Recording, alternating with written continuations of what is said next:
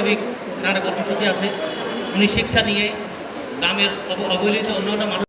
জনাব সৈয়দ হারুন ভাই, উপস্থিত রাজনৈতিক নেতৃবৃন্দ এবং আজকের অনুষ্ঠানের প্রধান আকর্ষণ, অনেক আগে থেকেই এই গরমের মধ্যে অবস্থান করছেন, এখানে অপেক্ষা করছেন।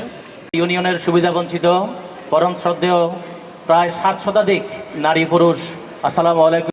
তারা কামানের একজন সংসদ সদস্য, যে কোনো জটিল বিষয়ে বিরোধী দলের সমস্ত যুক্তি সরকার, আমরা রেডিও খুলে টেলিভিশন খুলে বসে থাকতাম যে ডিবেট দেখার জন্য।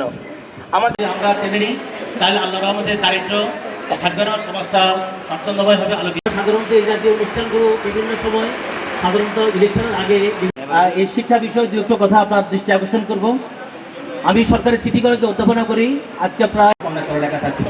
আপনাদের সবার জন্য শুভকামনা থাকলো, বিশেষ করে আমাদের যারা সুবিধাবঞ্চিত ভাই বোনেরা আসছেন, মা বোনেরা আসছেন। তিনটা কলেজে আমি কাজ করেছি, আমি ওখানে দেখেছি এরকম, যখন সেনবাগ কলেজে কোনো শিক্ষকের বদলি হয়, ভাইয়ের কাছ থেকে অনুপ্রেরণা নিয়ে আমরা যারা এখানে উপস্থিত আছি, যারা সামর্থ্যবান, আমরা যারা অন্তত থাকাকালীন সময় আমার এলাকায় কি কি জিনিস শিখে গেলাম।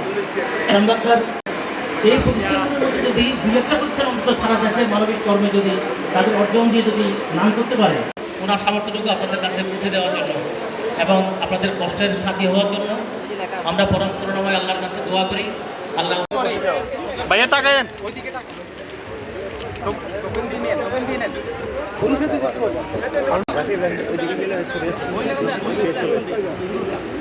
ভাই আপনার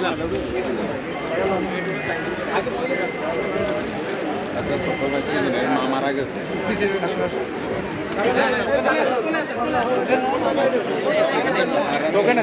কি নিবে পরে পরে